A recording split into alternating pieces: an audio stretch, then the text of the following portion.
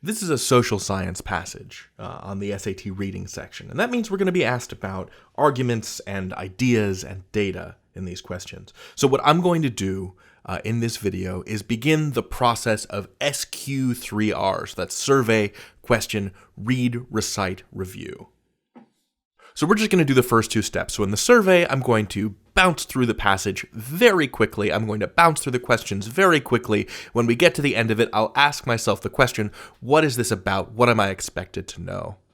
I'm doing this slowed down for instructional purposes. As you practice, take it at whatever pace you like, but I'm trying to teach you a skill for how to be efficient when test day rolls around.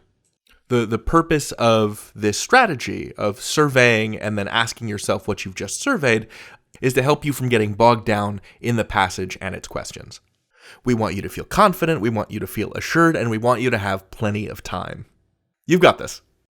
So for the survey step, I'm scoping out the passage. I'm going to be skimming it. I'm going to be looking at the first line of every paragraph, and I'll pick up a little content, but I am mostly just trying to suss out the shape of the passage and its argument. What the author is trying to do, what ideas are being put forward.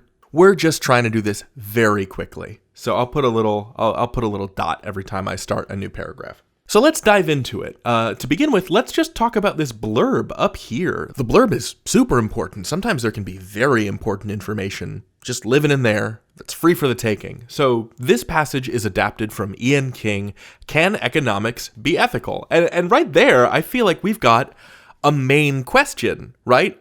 If the title of the passage asks a question, I think we can rest assured that that's probably a main idea of the passage, and you're probably going to be asked a question about that. So let's hold that in our mind as we push through. Paragraph 1. Recent debates about the economy have rediscovered the question, is that right? Where right means more than just profits or efficiency. So I think this is probably going to be connected somehow to the question, can economics be ethical? We don't have to really consider that right now, just hold it in the back of your mind. Let's press on. Paragraph 2. Some argue that because the free markets allow for personal choice, they are already ethical. So this is setting up that there's going to be a debate in this passage. It looks like we have others have other ideas, and then it looks like there's a complication down here with like, but before we can label, but we're only really looking at the first sentence of each paragraph. So let's keep going. There are different views on where ethics should apply when someone makes an economic decision. Okay, this is going to set up some of those different views. And I see here we've got a name, Adam Smith. I'm going to underline that. We're looking for the names of people or the titles of books. Skimming this paragraph, I also see the wealth of nations over here.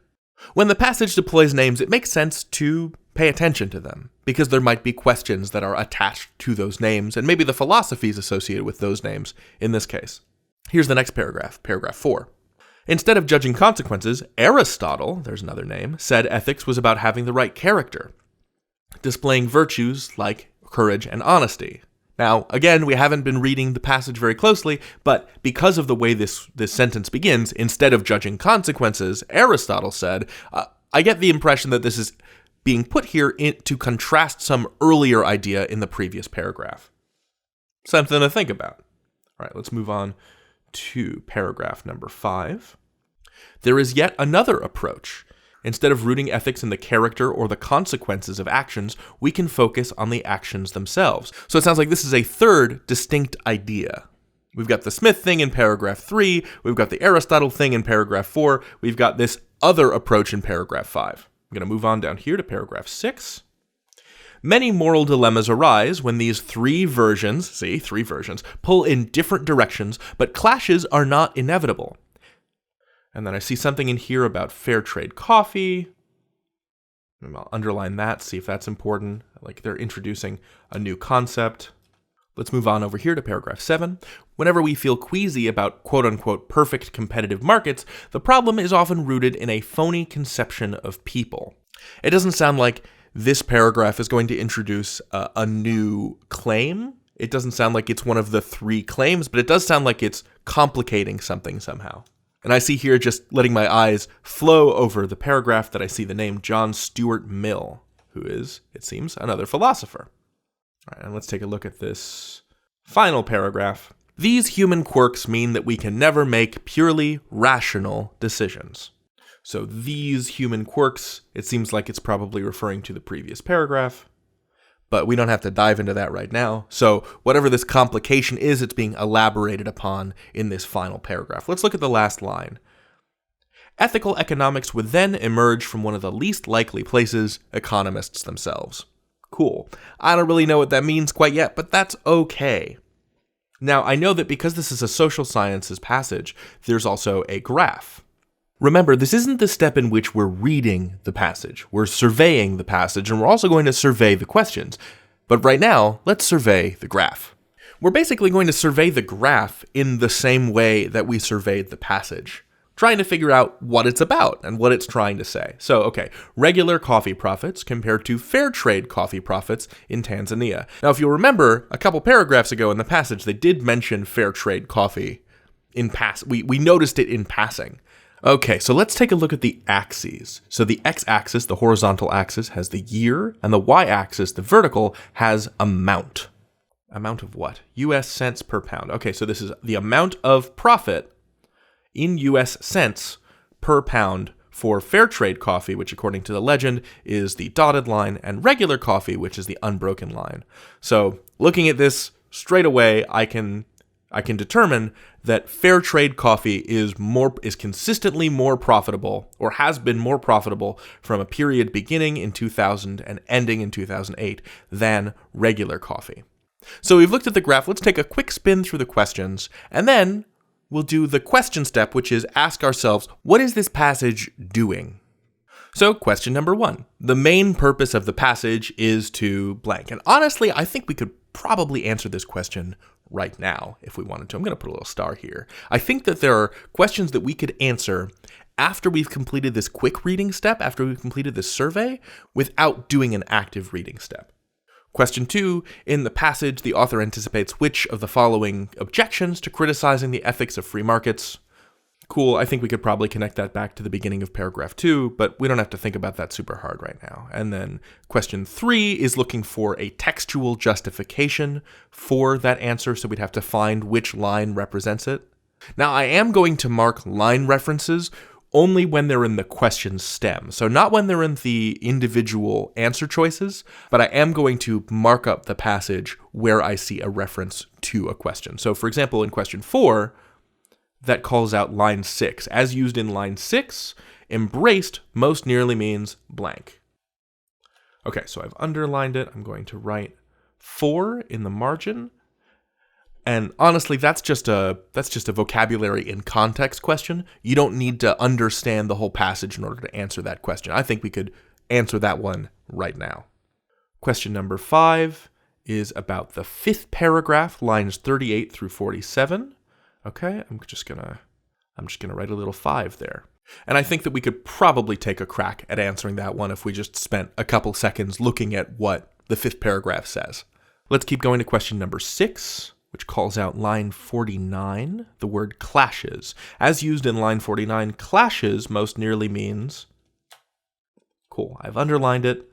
That's another vocabulary and context question. I think we could answer that one before an active reading step 2. Question 7 is a cite your sources sort of question, wants us to cite textual evidence. I don't want to get lost in the weeds in that right now, but it says, which choice best supports the author's claim that there is common ground shared by the different approaches to ethics described in the passage? And then it's got a bunch of different line citations. Question 8, the main idea of the final paragraph, so let me mark that. Question 8, I think if I were feeling really tight for time and I felt like I didn't have time to read the entire passage, I could go straight to figuring out what this specific paragraph is doing or what the author is doing with that paragraph. It would take us a minute. It wouldn't just be like a couple seconds and done, but it might save us a little time in the long run. And then the last 3 questions, 9, 10, 11, are all about the graph. And it looks, so data, number 9, data in the graph about per pound coffee profits in Tanzania most strongly support which of the following statements? And then there's no reference back to the passage. I think we could solve that just by looking at the graph. Question number 10, data in the graph indicate that the greatest difference between per pound profits from fair trade coffee and those from regular coffee occurred during which period? Let's take a look at the graph. I think we could probably... Honestly, I think we could solve that one right now. Like, that's just, where's the biggest profit difference between the two varieties of coffee. I think we could solve that one straight away. I barely have to look at it. What is it, 2002 to 2004? Yeah, I mean, that's there. That's like one of the answers. But let's erase that. Save it for later. And finally, question 11, data in the graph provide the most direct support for which idea in the passage? And again, I think we could probably answer this question without doing a deep dive into the passage. So I'm going to star that one as well. If you're feeling pressed for time as you go through the passage, I would do these starred questions first, and then use the remainder of the time to go through the questions that require you to dig deeper into the text. So that's the S phase. We have now surveyed the passage, the graph, and the questions. And now I want you to ask yourself, Q, a question that can be helpful to get us into it. Here's a question. What do I think I'm going to learn in this passage? And I think the answer is right there. I think I'm going to learn an answer to the question, can economics be ethical? And then it's trying to run down different claims to how it can be ethical. And I know we have at least 3 ideas that are in tension with each other. And that's, again, just from a quick skim of the passage. There's a lot you can pick up with a quick skim like that. All right, now if you want to keep watching, the next thing I'm going to do is the 3 R steps, the read, recite, review. And that's going to be a much more active reading phase as I go through the passage and break it down component by component. If you want to skip that, I'll meet you over at the question by question breakdown